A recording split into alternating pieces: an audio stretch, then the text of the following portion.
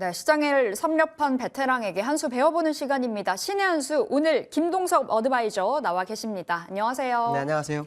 네, 우리 위원님의 뷰와 맞아떨어져 가는 흐름 오늘 나와주고 있습니다.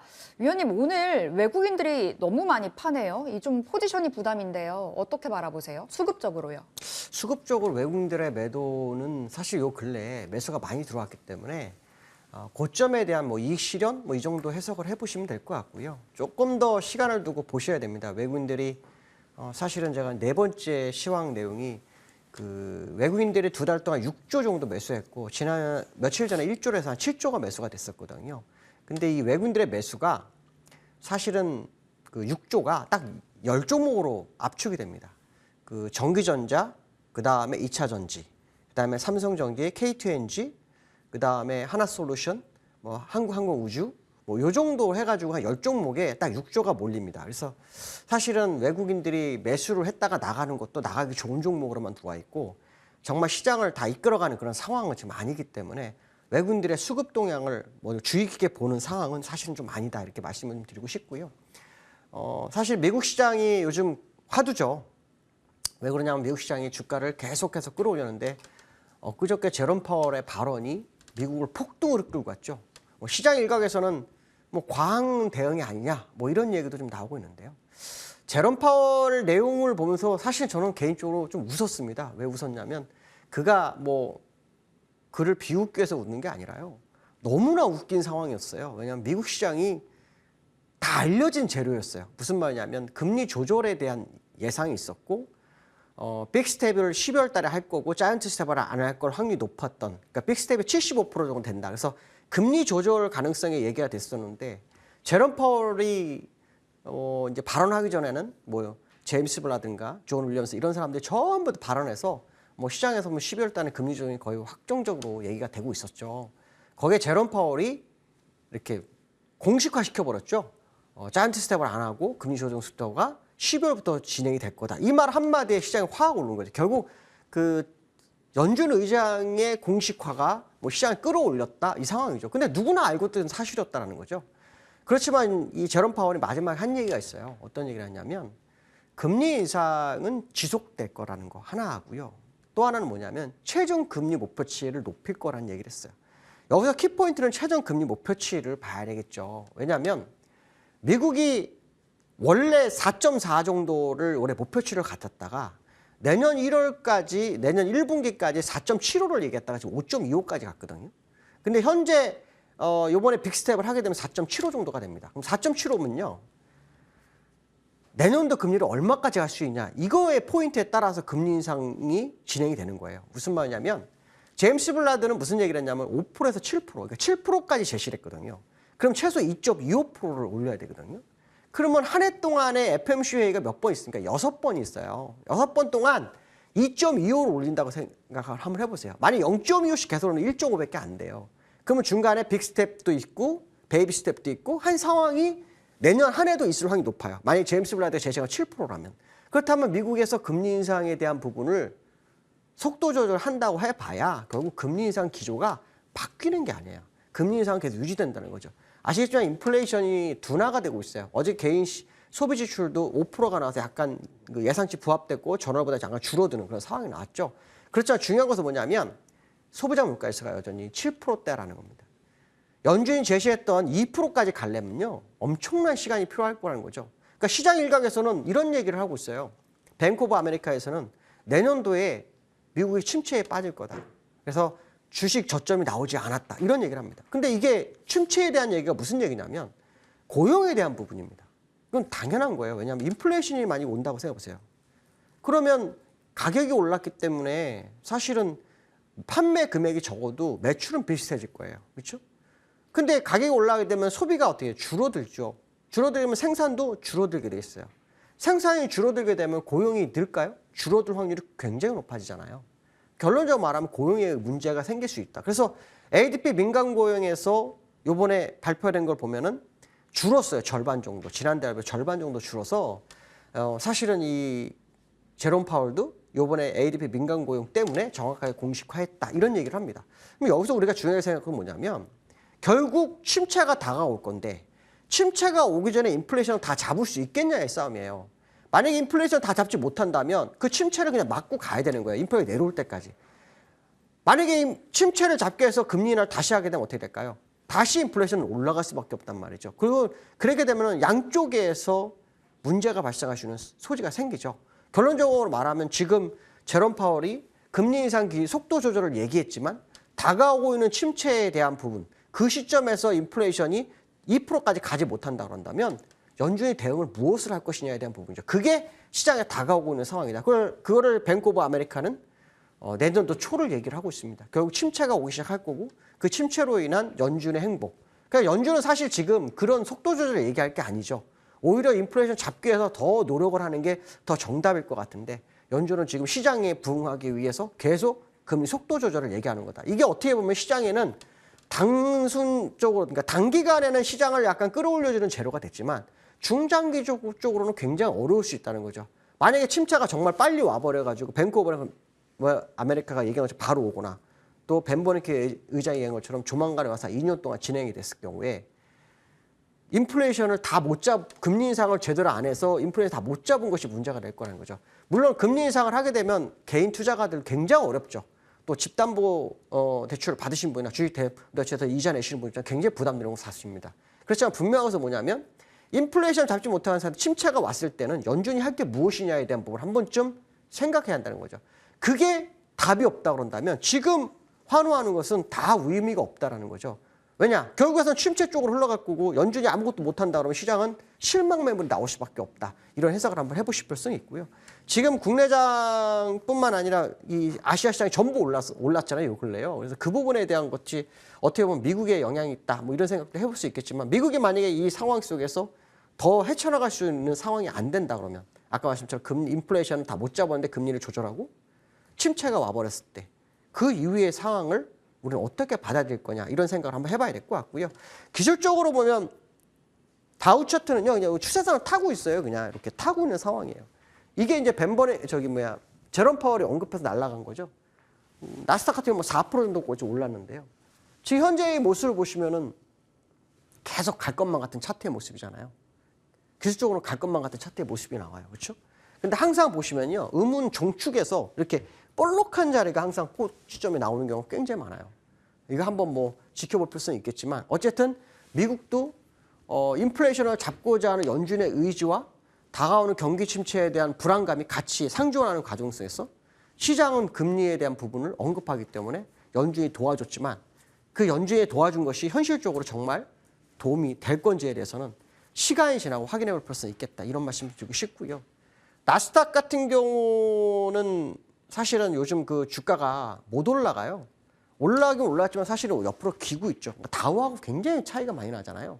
제가 볼 때는 나스닥이 더 정상적인 흐름인 것 같은데 다우의 흐름을 따라가지 못하는 모습이 있어요. 그래서 나스닥의 모습을 향후에도 계속 지켜봤으면 좋겠다. 뭐 이런 말씀 드리고 싶고요. 그다음에 요즘 시장의 화두 중에 하나가 뭐냐면 환율입니다. 이게 일주일마다 나오다 보니까요. 최고의 시장 포인트가 뭐냐 그러면 다 정해져 있어요. 새로운 게 할 수가 없습니다. 새로운 걸. 왜냐하면 굉장히 급하게 1200원까지 떨어졌잖아요. 환율이. 그러면 이거는 또 안 할 수가 없잖아요. 근데 이 환율을 보면서 이제 200일선을 이탈을 했어요. 그러니까 투자가들 입장에서는 이제 1200원 안 차가고 새로운 저점으로 갈 거야. 이런 생각을 할 수밖에 없는 환율 차트의 모습이 나오기 시작했거든요. 근데 우리가 간과해야 되지 말을 게 있어요. 그러한 정확하게 1200원대로 가서 더 내려가려면요. 미국의 금리 인상을 멈춰야 되는 거예요. 미국이 금리 인상 멈추지 않으면 굉장히 어려워요. 우리나라는 지금 최종 금리 목표에 3.75를 얘기하고 있더라고요. 그럼 미국하고 지금 더 벌어질 수도 있거든요. 그 상황이라 그러면 사실은 지금 미국이 금리를 만약에 제가 예상한 대로 제임스 블라드가 7% 제시인 것처럼 내년에 빅스텝, 베이비스텝을 번갈아 가면서 하면서 7%를 맞춰간다고 생각해 보세요. 지금 환율이 여기가 바닥일까요? 절대 아닙니다. 이거는 제가 볼 때 다시 출발하기 위해서 만든 저점이라고 봅니다. 다시 출발. 왜냐하면 기술적으로 주버 월봉에서 목표치를 못 지었어요. 제가 이제 100% 다 맞춘다는 보장은 못합니다. 근데 과거 데이터를 보면 일목균열법상으로 목표치가 있어요. 그 목표치를 못 채우면 어떻게 해서라도 다시 채우거든요. 지금 차트에서 보시면 저점으로 가는 것처럼 보이지만 저는 이게 다시 새로운 고점을 향해서 가기 위한 조정으로밖에 보이지 않거든요. 특히 개파락이 5개가 있습니다. 주식도 마찬가지고 환율도 마찬가지고. 개파락이 이렇게 많으면요. 그걸 다 메우러 가요. 어떤 방법을 써서 갑니다. 좀 더 내려왔다가 가더라도 메우게 됩니다. 그러면 결론적으로 말하면 지금 개파락을 두고서 이렇게 내려왔던 이 환율이 200 이선에 걸쳐서 200에서 못 올라가는 것이 추가 하락을 생각하시면 안 되고 그쪽으로 몰이를 하는 과정일 수 있다고 생각하시면 됩니다. 그쪽으로 몰이를 한다는 게 뭡니까? 반대로 가기 위한 전략일 수 있다라는 생각 한번 해보시면 접근해 보시면 아주 좋지 않을까. 그래서 환율이 멈출 거다고 멈춰서 밑으로 갈 거라고 생각한다면 아까 말씀한 딱 하나만 해결되면 됩니다. 미국이 인플레이션 2% 왔고 금리 인상 더 이상 안 할 거야라는 그 의견이 나왔을 때 그때가 진짜일 거거든요. 최소 금리 인하 쪽으로 가야 되면 더 좋고요. 그렇지 않다 그러면 미국이 금리 인상을 지속하는 그 과정 속에서 환율이 내려온 거는 새로운 목표치를 만들기 위한 이격 벌리기 하락이었을 확률을 좀 열어두고 보시는 게 좋겠다라고 말씀드리고 싶고요. 오늘 삼성전자가 3% 정도 빠지죠. 삼성전자가 요 근래 제가 아마 지난주에 들어와서 그런 얘기 했을 거예요. 삼성전자 수급이 좀 이상합니다. 그렇죠? 수급이 이상합니다 그랬는데 올라섰어요. 퍽하고 양봉이 세우더라고요. 이게 아마 리밸런싱이었을 확률이 굉장히 높습니다. 리밸런싱. 리밸런싱은 항상 말일 정도 하거든요. 외국인도 하고 기관도 해요. 이번에는 29일 날 기관이 하고 30일 날 외국인이 한 것 같더라고요. 그래서 그들이 올리면서 리밸런싱 한 것 같고 그 물량이 다시 나오는 과정. 이런 해석을 해보시면 됩니다. 그러니까 리밸런싱 할 때는 포트를 변경하는 과정이잖아요. 그래서 오늘 삼성전자 내려가는 거는 갈 길을 다시 가는 과정으로 좀 해석해 보시면 좋겠고 삼성전자가 어저께 뉴스 나온 게 하나 있어요. 내년도에 반도체 매출이 SK 하이닉스 마찬가지 약 10조 정도가 줄 거라고 합니다. 그러니까 주력 사업이 줄어든다는 게 이게 문제거든요. 그래서 주력 사업이 새로운 돌파구가 나오는지가 나와야 사실 삼성전자도 자기가 갈 수 있는 아주 높은 가격으로 갈 수 있죠. 근데 돌파구가 없다 그러면 어렵죠. 그래서 요즘 이재용 회장 굉장히 많이 움직이고 있죠. 하지만 일단 뭐 시장 예상치는 그냥 나왔기 때문에 그러한 부분을 본다면 호재보다는 악재가 더 많은 상황이 아닌가 뭐 그런 생각을 좀 해보시면 좋을 것 같습니다. 그래서 삼성전자가 지금 현재 음봉이 나왔잖아요. 그래서 여기서 지금 보시면 요 가격이 무너지게 되면은 다시 원점 회귀가 될 수 있습니다. 그 가격이 얼마냐면요. 59,700원입니다. 그러니까 얼마 전에 6만 원 살짝 이탈했던 그 가격입니다. 그 가격이 혹시 이탈하게 되면 다시 원점 회귀해서 지난번에 52,000원까지 다시 갈 수 있다는 거 한번 생각해 보시면 접근해 보시면 좋을 것 같고요. 그 다음에 아까 이제 처음에 그 우리나라 시장에 대해서 얘기를 했잖아요. 우리나라 시장. 우리는 항상 뉴스에 굉장히 민감하시잖아요. 원래 기술적 분석이 1번이고요. 거기에 뉴스가 따라붙어요. 모르시는 분들은 뉴스가 먼저고 기술적 분석이 나중이라고 생각하는데 안 그렇습니다. 기술적 분석을 정말 잘하다 보면요. 기술적 분석이 나오고 난 다음에 그 다음에 뉴스가 다 따라붙어요. 그렇게 돼 있습니다. 그래서 지금 그 기술적 분석 상으로는 사실 우리나라 장이 더 가기가 굉장히 어려운 자리에 있어요. 근데 시장에서 어떤 얘기를 하냐면 2달 동안 외국인이 6조를 샀으니 본격 기환이 시작됐다. 그러니까 외국인들을 따라가야 된다. 근데 그 외국인이 들어왔을 때요. 2가지 이슈가 있었어요. 하나는 뭐냐면 TSMC에서 한국으로 삼성전자 쪽으로 온다. 이런 뉴스가 하나 있었어요. 근데 지난번에 버핏이 TSMC를 샀죠. 그래서 그 이슈가 사라지는 상황이 됐어요. 사라지는 상황이 됐고 두 번째가 뭐냐면 차이나 런이라는 뉴스가 있었어요. 아시겠지만 3기 시진핑 연임되면서 그 문제가 차이나 런이 됐고 그게 이제 우리나라에 왔다. 그래갖고 6조가 들어왔으니까 굉장히 많이 나. 그래서 그저께 또 1조가 들어왔으니까 7조가 들어온 거잖아요. 그러니까 그걸 보면서 시장에서 어떤 생각을 하냐면 이거 외국인들의 본격 교환이 돼서 국내장이 업그레이드 되는 과정이 아닐까? 이런 생각을 해요. 근데 사실 우리나라는요.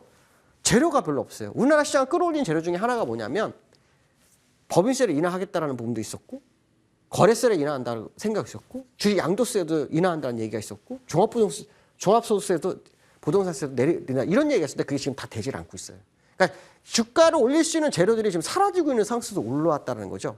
그래서 제가 그 외국인의 기환에 대해서 한번 찾아보게 됐어요. 찾아보게 했더니 외국인들이 6조를 산 종목이요. 삼성전자가 그 6조를 기준으로 해서 1조 9천억을 썼어요. 그 다음에 LG엔솔, LG와 SK 하이닉스 이거만 정확하게 약 한 4조가 거기에 몰렸어요.